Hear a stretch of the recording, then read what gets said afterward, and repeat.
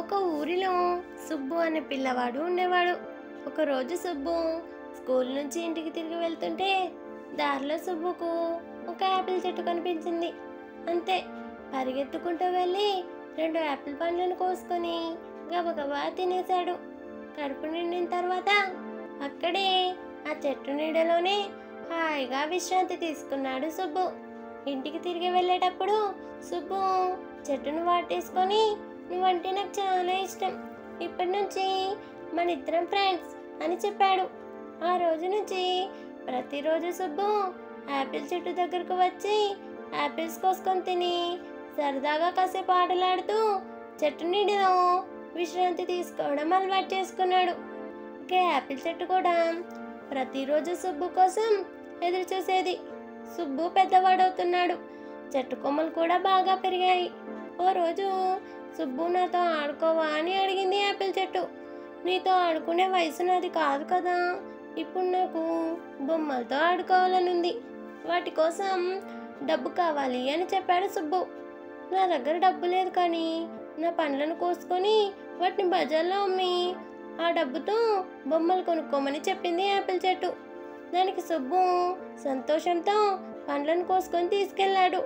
చాలా కాలం దాకా సుబ్బు యాపిల్ చెట్టు దగ్గరికి రానే లేదు. చెట్టు మాత్రం సుబ్బు కోసం ఎదురు చూస్తూనే ఉంది. ఒకరోజు పెద్దవాడైన సుబ్బు తిరిగి యాపిల్ చెట్టు దగ్గరకు వచ్చాడు. చెట్టు సుబ్బుని చూసి ఆనందించింది.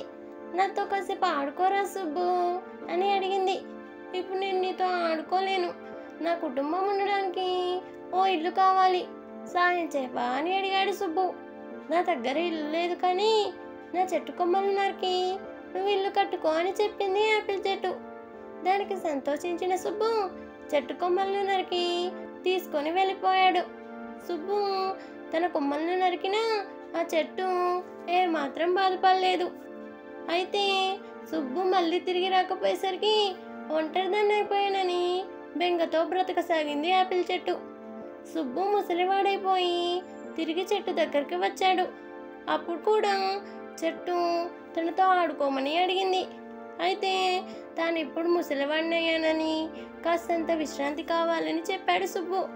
ఎండలకు తట్టుకోవాలంటే తనకు పడవ ప్రయాణం అవసరమని, ఎలాగైనా సరే పడవనిచ్చి సాయం చేయమని చెట్టును అడిగాడు సుబ్బు. తన దగ్గర పడవలేదు, కానీ చెట్టు మొదలను నరికి పడవను తయారు చేసుకోమని చెప్పింది యాపిల్ చెట్టు.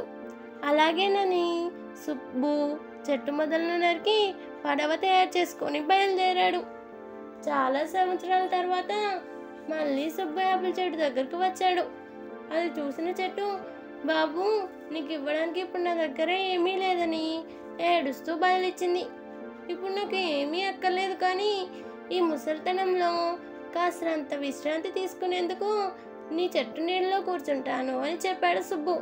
అది విన్న యాపిల్ చెట్టు, సంతోషం నాయనా, ఇప్పటికైనా నాతో కాసేపైనా ఉంటున్నందుకు కృతజ్ఞురాలిని అంటూ కన్నీళ్లతో నవ్వింది చెట్టు.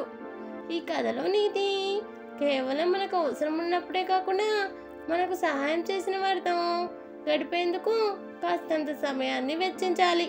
రోజువారీ జీవితంలో పడిపోయి సాయం చేసిన వారిని నిర్లక్ష్యం చేయకూడదు.